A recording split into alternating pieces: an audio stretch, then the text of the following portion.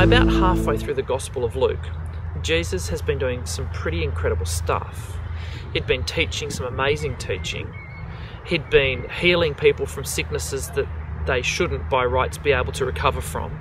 He'd even cast out some demons from some possessed people and fed 5,000 guys, plus however many more women and children there are, just with a few loaves and some fish. So the crowds were talking about him. They were guessing who this guy might actually be, and the disciples were trying to work it out as well. So in Luke chapter 9, Jesus decides to ask the disciples who the crowds thought that he was, but also ask his disciples who they thought he was as well. Once, when Jesus was praying in private, and his disciples were with him, he asked them, "Who do the crowds say I am?" They replied, "Some say John the Baptist, others say Elijah, and still others that one of the prophets of long ago has come back to life." "But what about you?" he asked. "Who do you say I am?" Peter answered, "The Christ of God." Jesus strictly warned them not to tell this to anyone. So, hooray! They've worked out that Jesus is the Christ. Well, the disciples have, or at least one of them anyway. They must have been so excited. Well, that is until Jesus continued to talk, because it seems that Jesus' idea of what a Messiah, a Christ, this Son of Man was going to be, might be a little bit different from what the disciples thought this Son of Man was going to be. There have been great expectations throughout Jewish history of this Messiah figure. We see hints of it in the Old Testament, increasing as we get towards the time of Jesus, of this person who was going to rid them from foreign rule. They were ruled by the Persians for many years, and then by the Greeks, and now by the time of Jesus they were being ruled by the Romans. And pretty much they were getting sick of always being the country that was trampled on by whichever world power was there at the time.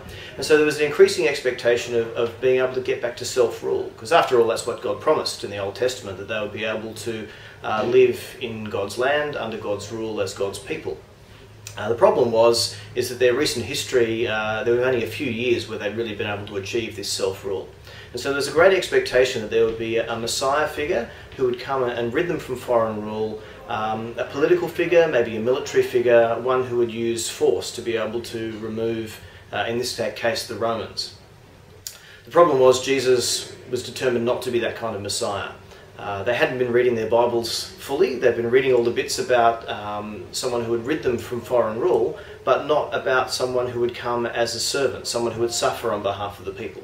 So they'd only got one part of the picture.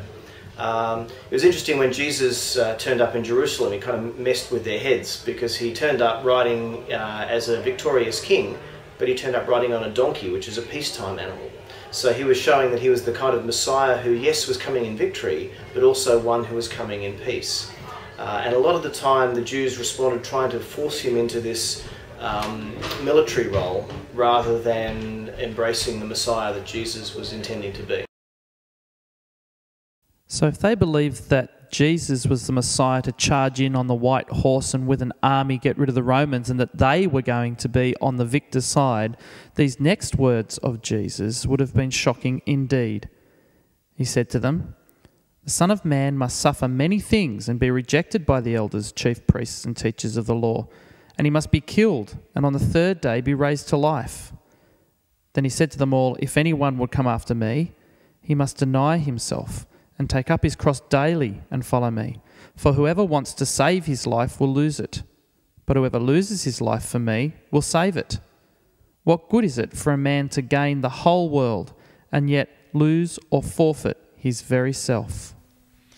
No! You can imagine the disciples going, "What are you talking about, Jesus? This isn't the image of the Christ that we understand. This Messiah, you're meant to come on your big white horse and lead an army." And I guess in some of the scenes that we've seen in the War Memorial today, they, disciples, would have hoped that Jesus would in a similar fashion lead an army to defeat his enemies. And yet here, he's sort of communicated that the enemies are going to defeat him.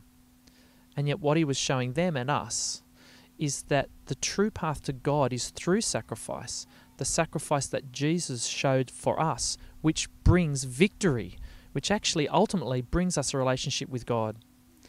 Well, it's time to go into your group and have some discussion about the implications of what it means to embrace this idea of sacrifice for an Aussie Christian.